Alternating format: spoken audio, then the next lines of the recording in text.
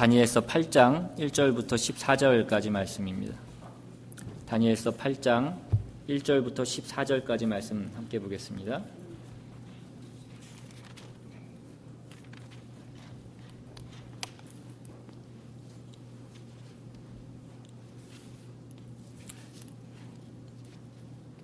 우리 찾으셨으면 한 절씩 교독해서 읽겠습니다. 제가 먼저 읽습니다. 나 다니엘에게 처음에 나타난 환상 후 벨사살 왕 제3년에 다시 한 환상이 나타나니라.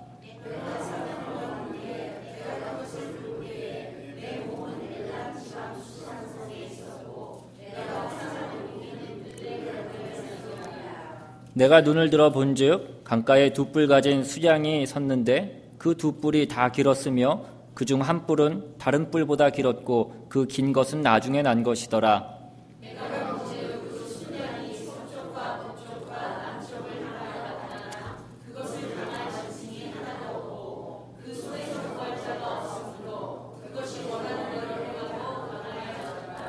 내가 생각할 때에 한 수점소가 서쪽에서부터 와서 온 지면에 두루 다니며 땅에 닿지 아니하며 그 염소의 두 눈 사이에는 현저한 뿔이 있더라. 그것이 두 뿔 가진 수양 곧 내가 걸음과 강가에 섰던 양에게로 나아가되 분노한 힘으로 그것에게로 달려가더니 내가 본즉 그것이 수장에게로 가까이 나아가서는 더욱 성내어 그 순양을 쳐서 그 두 뿔을 꺾으나 순양에게는 그것을 대적할 힘이 없으므로 그것이 순양을 땅에 엎드러뜨리고 짓밟았으나 수장을 그 손에서 벗어나게 할 자가 없었더라. 수염소가 스스로 심히 강다해가더니 강성할 때에 그 큰 뿔이 꺾이고 그 대신에 현저한 뿔 대신 하늘 사방을 향하여 하더라. 그중 한 뿔에서 또 작은 뿔 하나가 나서 남쪽과 동쪽과 또 영화로운 땅을 향하여 심히 커지더니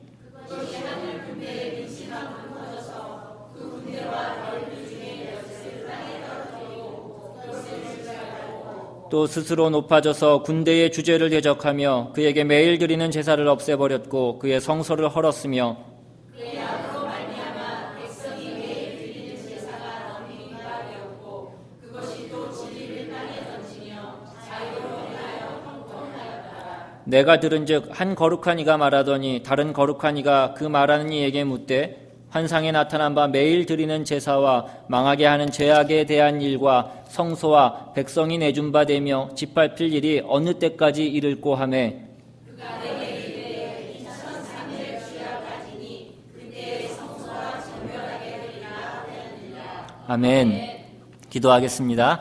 하나님, 이 시간 우리가 겸손한 마음으로 주님의 말씀을 듣습니다. 오늘 우리의 귀가 열려지고 우리의 마음이 열려져서 주님의 그 말씀이 우리 가운데 온전히 들려지게 주님 도와주시옵시고 그 말씀 가운데 주님 주시는 그 진리를 깨달을 수 있는 귀한 시간 될 수 있도록 그 말씀이 우리 삶에 정말 등불 같은 말씀이 될 수 있도록 주님 역사하여 주시옵소서. 우리 안에 있는 모든 것들이 새로워지게 주님 도와주시옵시고 모든 악한 것을 내어 쫓을 수 있는 귀한 시간 되게 주님 이 시간 역사하여 주시옵소서. 감사드리고 예수님의 이름으로 기도드리옵나이다. 아멘. 우리가 지난주에는 다니엘서 7장 말씀을 보았는데요. 7장에 보시면 그 벨사살 왕 원년에 하나님께서 다니엘에게 환상을 보여주셨다라고 그렇게 되어 있습니다. 그런데 오늘 본문을 보시면 오늘 본문 1절과 2절 말씀에 보시면 벨사살 왕 제3년에 다시 하나님께서 다니엘에게 환상을 보여주셨다라고 그렇게 기록되어 있습니다. 그러니까 하나님께서 다니엘에게 환상을 보여주신 지 2년이 지나서 또다시 또 다른 환상을 보여주신 것입니다. 그리고 오늘 2절 이후에 3절부터 14절까지의 오늘 본문의 내용은 오늘 다니엘이 받은 그 환상의 내용입니다. 그 환상의 내용을 요약하자면 이런 것입니다. 강가에 두 뿔이 난 숫양이 서 있습니다. 이 숫양은 뿔이 두 개인데 한 뿔이 다른 뿔보다 더 길었고 또 그 양은 북쪽과 서쪽과 남쪽을 향해서 막 들이받으면서 나아가는데 그 숫양을 당할 자가 없습니다. 그 손에서 구원해 줄 사람이 아무도 없었다라는 것입니다. 그런데 그러던 어느 날 이 의기양양한 숫양에 대항하는 숫염소가 서쪽에서 등장하게 됩니다. 이 숫염소는 그 두 눈 사이에 굉장히 큰 뿔이 하나 있었고 또 얼마나 빨랐던지 마치 발에 땅에 닿지 않은 것처럼 그렇게 빠른 속도였습니다. 그렇게 빠른 속도로 이 순염소가 맹렬한 속도로 그 순양을 들이받게 되고 그 아무런 대적이 없을 것 같던 그 순양이 처절하게 짓밟혀 쓰러지게 됩니다. 그런데 이 순염소가 힘이 세질 대로 세지는가 싶더니 그 뿔이 다시 부러져 버렸다라는 것입니다. 그리고 나서 거기서 다시 네 뿔이 돋아나고 그것이 네 방향으로 자라나기 시작합니다. 그런데 또 그 네 뿔 중에서는 또 하나의 뿔이 자라나기 시작했는데 그 뿔이 남쪽과 동쪽을 향해서 그리고 특별히 영화로운 땅을 향하여서 커지기 시작했다라고 그렇게 기록합니다. 어느 정도까지 그 뿔이 자랐냐면 하늘 군대에 닿을 만큼 그렇게 자랐다라고 그렇게 기록되어 있습니다. 여러분 오늘 이 말씀을 들으시면 무슨 말씀이신지 이해가 좀 되십니까? 예. 여러분 표정을 보시니까 예. 오늘 본문에도 보면 오늘 본문 뒤에 보시면 다니엘이 이 환상을 보고 깊이 잠들었다라고 그렇게 되어 있는데 오늘 여러분의 표정도 예, 깊이 잠드실 것 같은 그런 표정입니다. 여러분은 듣기만 해도 이렇게 어려운데 이것을 설교해야 되는 저는 얼마나 고통스럽겠습니까? 제가 지금 이 말씀, 이 환상에 대한 말씀을 요약해서 말씀드렸지만 이것만 가지고는 저도 이 말씀이 무슨 말씀인지 제대로 알기가 쉽지 않습니다. 물론 다니엘도 우리도 제대로 알기 힘든데 다니엘도 이 말씀이 무슨 뜻인지 제대로 알 수 없었습니다. 왜냐하면 그에게는 이 일들이 아직 일어나지 않은 일들이기 때문인 것입니다. 그래서 다니엘이 보았던 그 환상은 오늘 우리가 읽었던 본문 14절 이후에 15절부터 보시면 천사 가브리엘이 나타나서 그 환상에 대한 것들을 설명해 주기 시작합니다. 강가에선 두 뿔을 지닌 그 숫양은 메대와 바사, 그 페르시아 제국을 의미하는 것이었습니다. 나중에 난 뿔이 더 길었다라는 것은 그 바사가 그 메대보다 더 늦게 생성됐지만 그 바사가 더 커져서 나중에 그 메대를 합병해서 페르시아 제국이 된 것을 의미하는 것입니다. 이후에 영원할 것 같았던 그 순양, 그 페르시아 제국의 독주를 막는 헬라 제국이 다시 등장을 하게 됩니다. 그 순양을 짓밟았던 숫염소는 새롭게 일어난 그 헬라 제국을 의미하는 것입니다. 그리고 그 순염소의 거대한 뿔은 그 헬라 제국의 알렉산더 대왕을 의미하는 것이었습니다. 알렉산더 대왕은 우리가 아는 것처럼 20살에 그 왕위를 물려받고 그 헬라 지역을 통합한 이후에 페르시아와 두로와 애굽과 인도를 차례대로 그렇게 점령해 나갔습니다. 불과 13년 만에 엄청난 대제국을 이루게 됩니다. 오늘 본문에 나온 것처럼 그 발이 땅에 닿지도 않을 정도로 빠른 속도로 움직였던 것처럼 그가 엄청난 속도로 그 대제국을 이루어 나갔다라는 것입니다. 이 알렉산더 대왕이 정말 누구도 감당할 수 없을 정도로 그렇게 힘이 강성해지고 오늘 본문에 나온 것처럼 힘이 강대해졌다라고 그렇게 표현하고 있는데 그가 갑자기 33살의 나이에 갑자기 죽게 됩니다. 그리고 오늘 본문 뒤에 나오는 22절에 보시면 이 뿔이 꺾이고 그 대신에 네 뿔이 났은즉 그 나라 가운데서 네 나라가 일어나되 라는 그 말씀처럼 그 거대한 헬라 제국이 네 개의 나라로 갈라지게 된 것을 우리는 역사를 통해서도 알고 있습니다. 이렇게 그 환상의 내용을 여러분에게 다시 말씀드리니까 오늘 이 본문의 말씀이 뭔가 좀 익숙하지 않으십니까? 오늘 본문의 환상은 자세히 보면 우리가 지난주에 봤던 그 본문 앞에 있는 7장의 그 짐승의 황상과 굉장히 유사한 것을 우리는 알 수 있습니다. 7장에서 하나님은 느부갓네살 이후의 그 세계의 역사에 대해서 이미 보여주셨습니다. 그렇다면 오늘 이 8장의 말씀은 왜 또다시 필요하냐 이것입니다. 왜 다시 이 말씀을 다른 환상을 통해서 우리에게 말씀해 주고 있냐는 것입니다. 여러분 이 7장과 8장 사이에는 대단히 중요한 차이가 있습니다. 다니엘서의 특징 가운데 하나는 다니엘서가 두 가지의 언어로 기록되어 있다는 것입니다. 우리가 흔히 일반적으로 알기로 구약 성경은 히브리어로 기록되어 있다라고 그렇게 알고 있습니다. 그런데 구약 성경 전체가 다 히브리어로 기록된 것이 아니라 군데군데 아람어로 기록되어 있는 부분들이 있습니다. 오늘 우리가 보고 있는 이 다니엘서가 바로 히브리어와 아람어가 같이 기록되어 있는 성경 중에 하나입니다. 아람어라는 것은 그 당시 이방인들이 보편적으로 사용하고 있던 그런 언어였습니다. 마치 오늘날 영어가 전 세계의 그 공통어인 것처럼 당시 고대 근동 지역에서 이 아람어가 그 이방인들이 보편적으로 사용했던 그런 언어였다라는 것입니다. 그래서 다니엘서를 보면 1장부터 2장 3절까지는 히브리어로 그렇게 기록이 되어 있습니다. 그리고 2장 4절부터 7장까지는 아람어로 기록이 되어 있습니다. 그리고 오늘 우리가 보고 있는 이 본문 이 8장부터 또 마지막까지는 다시 히브리어로 그렇게 기록이 되어 있습니다. 그렇다면 왜 같은 성경 안에 두 가지 언어로 기록하면서 그 말씀의 전환을 해 놓으셨겠냐라는 것입니다. 그것은 이 메시지를 전할, 이 메시지를 받을 대상이 달랐기 때문이라는 것입니다. 2장부터 7장까지의 그 말씀 가운데에는 그 세계 역사의 그 미래를 보여주시는 그 하나님의 의도가 짙게 깔려 있습니다. 그리고 그것을 아람어로 기록했던 것은 이 교훈을 이방인들에게까지 계시하기를 하나님께서 원하셨던 것입니다.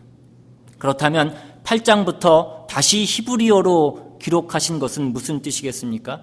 그것은 하나님께서 다시 이스라엘 민족을 향하여서 주시고자 하는 하나님의 중요한 메시지가, 하나님의 중요한 계시가 이 부분에 담겨 있기 때문이라는 것입니다. 오늘 8장은 이스라엘 민족과 관련된 그 세계 역사의 장래, 그 미래에 대해서 다루고 있습니다. 8장에 여러 가지 사실들이 언급되어 있지만 특별히 어느 시기와 어느 사건과 어떤 인물에 초점이 맞추어져 있는 것입니다.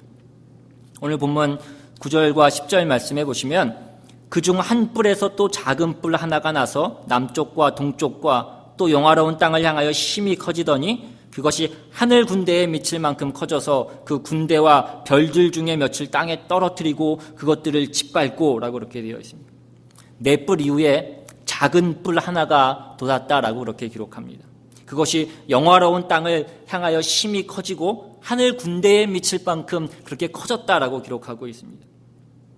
여러분 7장 말씀에서도 작은 뿔이라는 게 나왔는데 기억이 나십니까? 7장에 나온 작은 뿔이 무엇이라고 말씀드렸습니까? 7장에 나오는 작은 뿔이 바로 적 그리스도를 상징하는 것이다 라고 그렇게 말씀을 드렸습니다. 그런데 그 7장에 나오는 그 작은 뿔은 그 네 번째 짐승, 로마 제국을 상징하는 그 네 번째 짐승 이후에 나타나는 것을 우리는 7장을 통하여서 보았습니다. 그렇다면 오늘 8장 9절에 나오는 이 작은 뿔은 그 7장에 나온 작은 뿔과는 또 다른 작은 뿔이라는 것입니다. 왜냐하면 8장에서는 메데 바사 제국과 헬레아 제국만 등장하고 아직 로마의 이미지는 등장하고 있지 않습니다. 여기에 나온 작은 뿔은 그러니까 로마가 아닌 헬라와 관련된 작은 뿔이라는 것입니다. 헬라 제국의 알렉산더 대왕이 죽은 후에 4개의 제국으로 갈라졌다라고 말씀드렸습니다. 4개로 분할된 그 헬라 제국 가운데 셀류커스 왕조라는 왕조가 있었고 그곳에 안티우쿠스 4세 에피파네스라는 왕이 있었습니다. 그는 9절에 보시면 영화로운 땅을 향하여 심히 커졌다라는 그 말씀과도 같이 주전 168년에 이스라엘을 침략합니다. 예루살렘 성전을 자기들의 수중에 넣고 하나님을 섬기던 그 성전에 제우스의 신상을 설치합니다. 그런 후에 유대인들이 가장 부정하게 여기고 더럽게 여겼던 그 돼지를 제물로 바치고 그 돼지의 피를 신전 곳곳에 뿌립니다. 할례를 금지시켰고 성경을 읽지도 못하게 했고 성경을 소지하는 것도 금지시켰습니다.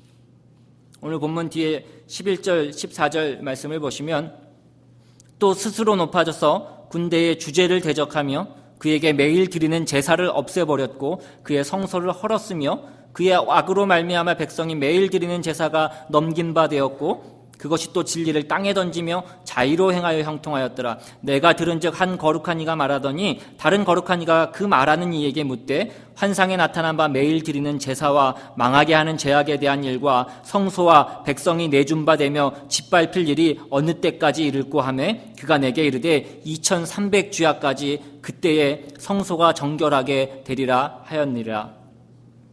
그 하나님의 성소가 2300주야 동안 더럽힘을 당할 것이다 라고 그렇게 예언하고 있습니다. 이 작은 뿔은 안티오쿠스 에피파네스의 악행과 하나님의 백성들이 당할 그 핍박, 그리고 그 예언은 정말 이 다니엘이 그 계시를 받은 지, 이 환상을 본 지 약 400년 후에 실제로 일어났던 일이었습니다. 다니엘의 두 번째 환상에 등장하는 이 작은 뿔에 대한 계시는 다니엘 당시의 유대인들에게 앞으로 닥칠 그 큰 환난과 핍박을 준비시키기 위해서 하나님께서 주신 말씀이었다라는 것입니다. 그런데 오늘 우리가 생각해 봐야 될 것은, 우리가 그렇다면 그런 관점에서 오늘 말씀을 본다면, 오늘 이 말씀이 다니엘에게 있어서는 아직 일어나지 않은 말씀이지만 우리의 입장에서 본다면 이 일은 이미 일어난 일이라는 것입니다. 이미 주전 2세기에 이미 다 끝난 일인 것입니다. 그렇다면 오늘 우리는 왜 이 말씀을 보고 있냐는 것입니다. 이 말씀을 이렇게 이해하기도 어렵고 이렇게 잠이 솔솔 오고 이렇게 고리타분한 말씀을 이 귀한 주일에, 이 귀한 시간에 우리가 왜 이 말씀을 앉아서 듣고 있냐라는 것입니다. 여러분, 다니엘이 환상 가운데 보는 그 모든 짐승들, 그 모든 행위들, 그 모든 상징들은 결코 그 옛날에 있었던 그 일에 국한되는 것만은 아니라는 것입니다. 또한 저 먼 미래, 이 마지막 날, 이 세상이 끝날 그 날, 그 종말에 대하여서만 또한 얘기하고 있는 것도 아니라는 것입니다. 그것은 바로 오늘을 살아가고 있는 우리를 향한 그 직접적인 메시지라는 것입니다. 여러분, 만일 우리가 살아가고 있는 이 세상 동안에, 우리가 살아있는 동안에, 우리가 죽기 전에 그 그리스도가 오시지 않는다면, 세상의 종말이 있지 않다면, 예수님이 구름 타고 이 땅에 다시 오시지 않는다면, 그렇다면 성경에 나오는 모든 세상에 대한 그 마지막 날에 대한 그 예언은 우리와 상관이 없는 그런 얘기냐는 것입니다. 우리가 다니엘 시대에 살지 않았기 때문에, 안티오쿠스 에피파네스의 시대에 살지 않아서 그 핍박과 그 탄압을 받지 않았다면 우리는 이 내용과 아무런 상관이 없냐라는 것입니다. 우리는 지금 계속해서 다니엘서를 공부해 가고 있는데, 우리가 이 다니엘서를 통해서 우리가 배우고 있는 것이 무엇이냐는 것입니다. 그것은 다니엘에게 주신 모든 그 말씀과 그 인류의 역사에 대한 하나님의 계시와 그 마지막 때에 관한 그 말씀, 그 모든 말씀은 바로 오늘 우리를 향하고 있다라는 것입니다. 오늘 본문의 이 작은 뿔, 이 안티오쿠스 에피파네스는 적 그리스도가 어떤 존재인지를 오늘 우리에게 보여주시는 것입니다. 오늘날 사람들은 끊임없이 그 적 그리스도가 누구일까를 궁금해합니다. 그래서 기독교 역사를 보면 웬만큼 유명한 사람, 웬만큼 알려진 사람은 한 번씩은 다 저 사람이 적 그리스도일 것이다 라는 그런 혐의를 받아오기도 했습니다. 저 사람이 적 그리스도이다, 또한 저 사람이 적 그리스도일 것이다 라는 그런 말들을 우리는 많이 하는 것을 우리는 듣게 됩니다. 예전에 오바마 대통령이 민주당 후보로 나왔을 때 많은 기독교 단체에서, 많은 기독교 잡지에서 그가 적 그리스도다라고 얘기했던 적이 있습니다. 그가 대통령이 되면 4년 이내에 그의 본색을 드러내게 될 것이다. 많은 성경 말씀까지 인용하면서 그래서 오바마를 찍으면 안 된다라고 많은 기독교 단체들이 얘기했습니다. 오바마뿐이겠습니까? 어떤 사람은 영국의 윌리엄 왕자가 적 그리스도일 것이다 라고 그렇게 얘기했습니다. 또 어떤 사람은 캐톨릭의 교황인 프란치스코 교황이 적 그리스도일 것이다 라고 얘기했던 사람들도 있습니다. 심지어 우리가 잘 아는 한국의 가수인 싸이가 적 그리스도일 것이다 라고 그렇게 얘기했던 적도 있습니다. 여러분, 우리는 모든 문제의 원인을 외부에서 찾으려고 한다는 것입니다. 그러나 오늘 하나님께서는 우리의 모든 문제의 원인을 우리가 외부에서만 찾는 것이 아니라 우리 안에서 찾기를 또한 원하신다라는 것입니다. 여러분, 적그리스도가 무엇입니까? 적그리스도 영어로는 안티크라이스트라고 되어 있습니다. 여러분, 안티가 무엇입니까? 반대하는, 좋아하지 않는 이라는 뜻입니다. 그러니까 그리스도를 반대하는, 그리스도를 좋아하지 않는 세력이 바로 적그리스도의 세력이라는 것입니다. 여러분, 그렇다면 또한 사탄은 무엇입니까? 여러분, 사탄이 히브리어로 무엇인지 아십니까? 제가 사탄을 히브리어로 가르쳐 드리겠습니다. 사탄은 히브리어로 사탄입니다. 사탄의 뜻은 고소하는 자라는 뜻입니다. 반대편에 서서 반대하는 자라는 뜻입니다. 그러니까 사탄은 언제나 하나님 반대편에 서서 반대하고 고소하는 자가 사탄이라는 것입니다.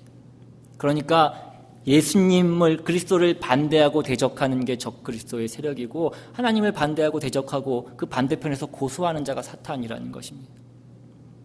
오늘 저는 우리의 문제를 또한 적그리스도가 누구인지를 우리의 외부에서 찾는 것이 아니라 우리의 내부를 우리의 마음 안에를 집중해서 우리 마음 안에 그러한 적그리스도의 세력이, 그러한 사탄의 세력이 있지는 않은지 그것을 점검하고 살펴보는 것에 우리가 집중해 볼 수 있기를 원합니다.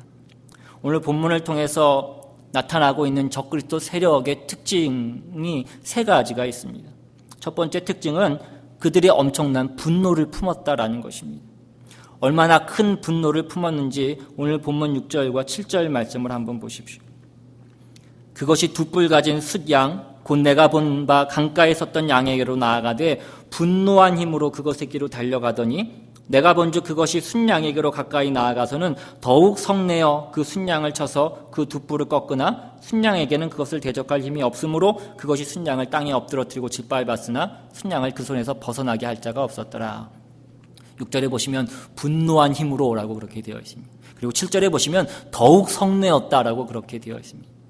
이게 바로 적그리스도, 하나님을 대적하는 자들의 첫 번째 특징이라는 것입니다. 엄청난 분노가 있다라는 것입니다. 여러분, 분노하는 사람들의 특징이 무엇입니까? 무엇이든지 반대합니다. 무엇이든지 비판하고 무엇이든지 정죄합니다. 안티 세력이 되는 것입니다. 이런 사람들에게 적그리스도의 세력이 쉽게 틈탈 수 있다라는 것입니다. 여러분, 무조건 비판하지 말라는 것이 아닙니다. 무조건 반대 자체를 하지 말라라고 말씀드리는 것이 아닙니다. 여러분, 하나님도 때로는 우리를 비판하십니다. 우리의 죄를 지적하신다는 것입니다. 우리가 죄악의 길을 갈 때 하나님은 우리의 반대편에 서 계신 것입니다. 그리고 우리에게 그 길로 가면 안 된다라고 말씀하십니다. 네가 계속해서 그 길로 계속해서 나아가고 있다면 그 끝에 너를 기다리고 있는 것은 죽음뿐이다라고 우리에게 말씀하신다라는 것입니다. 그러나 하나님의 비판은 우리를 죽이기 위한 비판이 아니라 우리를 살리시기 위한 비판인 것입니다. 우리를 세워주시기 위한 비판이고 우리를 회복시켜 주시기 위한 비판이라는 것입니다. 그런데 비판 가운데에는 우리를 죽이기 위한 비판이 있습니다. 우리를 파괴시키기 위한 비판이 있다는 것입니다. 헐뜯고 거짓말하고 끌어내리고 무너뜨리는 그런 마음을 가지고 하는 비판이 있더라는 것입니다. 여러분, 이 세상에는 두 가지 비판이 있고 두 가지 반대가 있는 것입니다. 우리가 정말 하나님의 마음을 갖고 있다면 우리는 이러한 비판을 얼마든지 할 수 있을 것입니다. 우리가 교회 안에서 우리가 하나님의 뜻을 따라서 우리가 좀 더 우리 교회가 선교에 힘을 써야 되지 않겠습니까? 우리가 왜 기도를 이거밖에 하지 못합니까? 우리가 좀 더 기도해야 되지 않겠습니까? 우리가 좀 더 가난한 사람들을 좀 더 돕고 우리가 좀 더 구제해야 되지 않겠습니까? 왜 우리가 말씀을 이것밖에 읽지 못합니까? 우리의 삶이 좀 더 말씀에 집중하고 올인할 수 있어야 되지 않겠습니까? 이것은 좋은 비판이라니, 이것은 우리를 살리는 비판이 될 수 있다는 것입니다. 그러나 파괴적인 비판은 그 밑바닥에, 그 저변에 분노가 깔려 있는 것입니다. 이철환 씨가 쓴 연탄길이라는 책에 나온 어떤 할아버지의 이야기가 있습니다. 사회복지과에 근무하는 영주라는 공무원이 새로운 근무지로 발령을 받아서 아침 일찍 출근길을 준비합니다. 그런데 밤새 내린 눈이 아침이 되어서도 그칠 줄 몰랐고 지하철을 타기 위해서 육교를 건너가야 됐는데 육교 계단이 꽁꽁 얼어 있었습니다. 계단을 올라가는데 어떤 한 노인이 그 계단에 눈을 치우고 있는 것입니다. 하얗게 눈을 맞으면서 계단에 붙은 그 눈을 떼어내고 있기에 이 영주 씨가 그 할아버지에게 조심스럽게 물었습니다. 할아버지, 고생이 참 많으시네요. 그러자 할아버지가 이렇게 대답하면, 고생이랄 게 뭐 있나? 누구라도 해야 할 일이잖아요. 빙판진 계단에서 미끄러지는 날에는 천하 없는 장사도 봉변을 당하죠. 잠시 대화가 오고 가다가 할아버지가 한숨을 내쉬면서 이렇게 얘기합니다. 사실은 우리 아들이 이 육교에서 넘어졌거든. 그때 머리를 다쳐서 지금까지 3년 동안 방 안에만 누워있다고. 아들놈 때문에 이 늙은이 가슴이 새카맣게 타버렸지. 혹시라도 다른 사람이 내 아들처럼 될까봐 눈 오는 날이면 이렇게 나와서 눈을 치우는 거지요. 힘들지 않냐는 그 영주 씨의 물음에 할아버지가 이렇게 대답합니다. 아니요, 하나도 힘들지 않아. 이것마저 할 수 없다면 아마 더욱 힘들 것이요. 나는 삽으로 눈덩이를 떼어내면서 자식에 대한 아픔까지 떼어내는 것이라고. 이 일을 하고 나면 응어리진 마음이 많이 풀려. 이 일을 하는 건 아들놈 빨리 낫게 해달라는 기도이기도 하니까요. 우리는 종종 커다란 사건을 맞이하는 두 종류의 사람을 보게 됩니다. 하나는 그 불행한 일을 가슴에 품고 분노하는 사람입니다. 그 분노를 누구에게든지 풀어내야 할지 그 비수를 가슴에 품고 살아가는 사람이라는 것입니다. 그런가 하면 자신에게 일어난 그 불행한 일로 인해서 아파하기는 하지만 그 아픔으로 누군가를 사랑하는 사람이 있다는 것입니다. 할아버지가 얼어붙은 눈을 떼어내는 것처럼 교통사고를 당한 자식의 아픔을 가슴에 묻고 누군가는 같은 사고를 당하지 않도록 하기 위해서 현장에서 차량 안내를 하는 사람들도 있더라는 것입니다. 억울한 일을 당해서 죽어가는 그 자식을 가슴에 품고 장기를 기증하면서 누군가의 생명으로 태어나기를 바라는 사람들도 있더라는 것입니다. 결국은 분노가 문제가 아니라 그 분노를 대하는 태도의 문제이고 그 분노 속에서 그 분노를 대하는 우리의 신앙의 자세의 문제라는 것입니다. 오늘 두 번째 이 환상을 통해서 보게 되는 적그리스도의 두 번째 특징은 10절과 11절 말씀에 있습니다. 그것이 하늘 군대에 미칠 만큼 커져서 그 군대와 별들 중에 몇을 땅에 떨어뜨리고 그것들을 짓밟고 또 스스로 높아져서 군대의 주제를 대적하며 그에게 매일 드리는 제사를 없애버렸고 그의 성소를 헐었으며. 오늘 두 번째 적그리스도의 세력의 특징은 교만이라는 것입니다. 오늘 성경은 그가 스스로 자신을 높였다라고 그렇게 말씀하고 있습니다. 그래서 하나님을 대적하기 시작했다라고 그렇게 얘기합니다. 이것이 바로 적그리스도, 그리스도를 반대하는 하나님을 대적하는 사람들의 특징이라는 것입니다. 여러분, 우리 안에 그 교만이 자라나기 시작하면 자신도 모르는 사이에 우리는 하나님을 대적하기 시작하게 되어 있습니다. 자신도 모르는 사이에 자기가 하나님처럼 되어버리는 것입니다. 적그리스도의 세 번째 특징은 무엇입니까? 이 적그리스도는 계속해서 세상 끝날과 연관이 있다라는 것입니다. 그래서 오늘 성경에 보시면 오늘 8장 말씀 가운데 이 세상 마지막 때에 관한 것이다, 끝날에 관한 것이다 라고 그렇게 설명해 주고 있습니다. 많은 사람들이 바로 여기에서 많은 것들을 오해합니다. 우리가 사는 이 세상이 마지막 때가 아니라면, 우리가 살아있는 동안에 세상의 끝이 오지 않는다면 그러면 오늘 이 말씀은 우리와 상관없는 말씀이 아니겠냐는 것입니다. 그렇지 않다라는 것입니다. 여러분, 성경은 처음부터 끝까지 그 종말에 관한 말씀을 하고 있습니다. 마지막 때에 관한 말씀을 하는 것입니다. 예수님이 오시면서부터 그 종말은 시작된 것입니다. 그렇다면 2000년 전에도 마지막이었고 지금도 마지막 때면 그때와 지금이 다른 것이 과연 무엇이냐는 것입니다. 여러분, 한 가지는 분명합니다. 그 마지막 날, 이 세상이 끝나는 날, 그 최후의 심판이 있는 그 날이 다니엘 때보다 지금 우리가 훨씬 더 가까이 왔다라는 그 사실 하나만은 확실하다는 것입니다. 예수님보다도 우리가 훨씬 더 가까이 와 있다라는 것입니다. 그리고 무엇보다도 중요한 것은 우리가 이 세상의 이 대우주의 종말뿐만이 아니라 우리 개인에게 누구에게나 그 개인적인 종말이 있다는 것입니다. 여러분과 저는 다 종말을 향해서 가고 있는 것입니다. 우리는 다 언젠가 마지막이 있고 끝이 있다는 것입니다. 우리 인생에, 우리의 삶에, 우리의 호흡이 멈춰지는 그 날이 있다는 것입니다. 어떤 사람은 조금 빨리 갈 뿐이고 어떤 사람은 조금 늦게 갈 차이가 있을 뿐인 것입니다. 그런 의미에서 우리는 다 그 마지막 시대에, 그 종말의 시대에 우리는 살아가고 있는 것입니다. 여러분, 종말이라는 것이 어느 날 갑자기 우리의 삶에 오는 것이 아니라는 것입니다. 우리가 그 종말을 향하여서 매일매일 나아가는 것입니다. 오늘 말씀의 결론은 이것입니다. 그렇다면 우리는 이 적그리스도의 세력, 이러한 분노와 미움과 원망과 시기와 질투와 살인과 음란과 이 모든 더러운 생각들, 우리 안에 끊임없이 용수넘치는 그 교만을 우리가 어떻게 처리하겠냐 이것입니다. 오늘 그 방법은 두 가지일 것입니다. 첫 번째는 먼저 우리 안에 있는 그 적 그리스도, 하나님을 대적하는 모든 것들을 우리가 분별할 수 있어야 됩니다. 여러분, 한번 우리 마음을 한번 자세히 들여다보실 수 있기를 바랍니다. 내 안에 있는 것들이 과연 다 내 것이냐는 것입니다. 내 안에 있는 것들이 과연 원래부터 내 안에 있었던 것이냐는 것입니다. 여러분, 이 세상에서 자기가 처음부터 분노를 품겠다고 해서 화를 내는 사람은 없습니다. 처음부터 나는 거짓말 해야 되겠다라고 생각하고 태어나서 거짓말을 하는 사람은 없다라는 것입니다. 우리는 원래 그런 존재가 아닌 것입니다. 내가 지금 분노가 있고 용서하지 못하는 그 마음이 있고 미움이 있고 원망이 있다고 해서 그게 원래 내가 아니라는 것입니다. 그런데 우리는 그게 내 마음에 있으니까 나는 그런 사람이라고 생각하면서 사는 것입니다. 여러분, 오늘 우리는 그 모든 것들을 끊어버리실 수 있기를 바랍니다.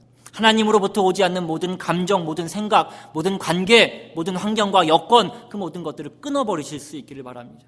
그런 것들은 우리 안에 있는 그 적그리스도의 세력이 점점 자라나게 함으로써 우리를 파멸의 길로 이끌어가는 것입니다. 여러분, 그런 것들은 우리 안에 가지고 있을 필요가 없습니다.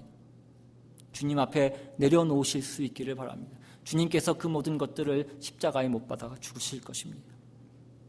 두 번째는, 문제는 이 세력이 얼마나 간교한지 모른다는 것입니다. 우리 안에 있는 것들이 정말 이것이 적그리스도의 세력인지 아닌지 알아보는 것이 굉장히 힘이 든다는 것입니다. 왜 그렇습니까? 그것이 들어오자마자 티가 나지는 않기 때문이라는 것입니다. 들어와서는 한참 잠적기가 있습니다. 조용히 기회를 엿보고 있다는 것입니다. 그러다가 어느 한 순간에 기회가 되면, 여건이 됐을 때 그것이 갑자기 폭발하는 것입니다. 쥐도 새도 모르게 우리 안에 들어오는 것이 마귀라는 것입니다.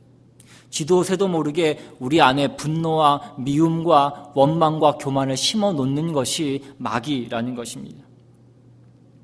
요즘 뉴스를 보니까 개인이나 기업의 그 컴퓨터 시스템이나 파일을 그렇게 볼모로 잡아서 돈을 요구하는 랜섬웨어라는 그런 바이러스가 전 세계를 강타하고 있다는 그런 기사를 봤습니다.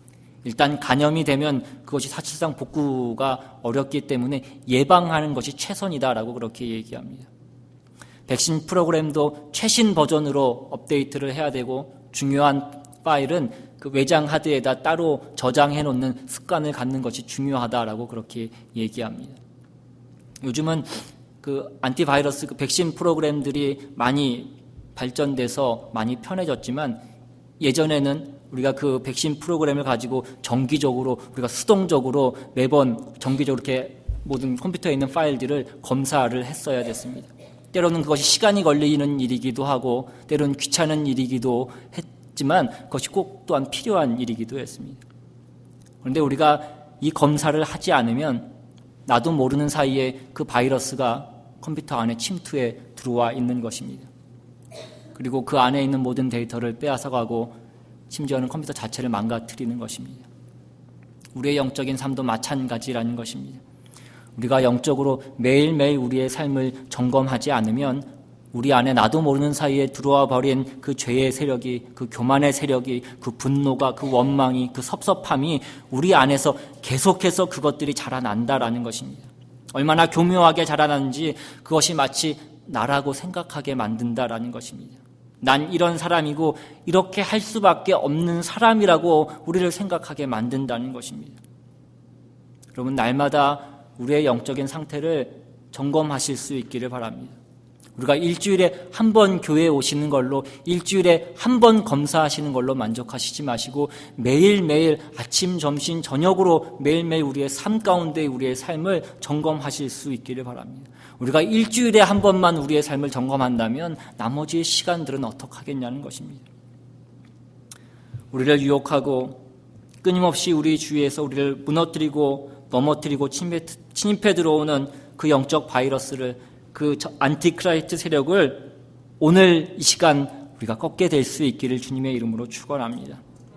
우리가 하나님의 말씀을 들을 때 우리가 아무리 그 말씀이 어려워도 그 말씀을 읽고 그 말씀을 묵상하고 그 말씀 앞에 아멘으로 화답하고 그 말씀을 우리 삶 가운데 붙잡고 살아갈 때에 하나님께서 우리의 삶을 다시 한번 깨끗게 해주실 줄로 믿습니다. 우리가 하나님을 사랑하고 날마다 말씀 앞에 우리 자신을 비춰보고 검사할 때에 이 마지막 때에 하나님을 반대하고 대적하는 그 적 그리스도의 세력을, 그 사단의 세력을 우리 안에서 몰아낼 수 있을 것입니다. 바로 오늘 이 자리가 그 아름다운 영적 전쟁을 선포하는 그런 자리가 될 수 있기를, 우리가 그런 결단을 할 수 있기를 주님의 이름으로 축원합니다.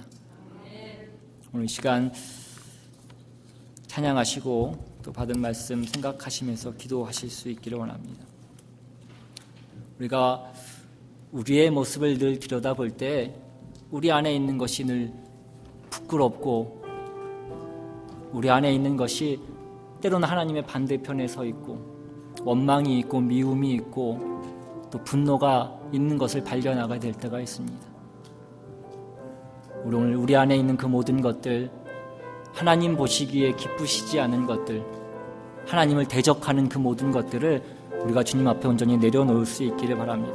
온전히 주님께서 우리의 마음을 만져주시고 우리의 영을 다시 깨워주셔서 우리의 영을 새롭게 해주시고 우리의 영을 회복시켜주시고 우리를 정말 주님의 자녀답게 다시 만들어줄 수 있기를 바랍니다. 시간 우리가 선포하고 결단하는 마음으로 같이 찬양합니다.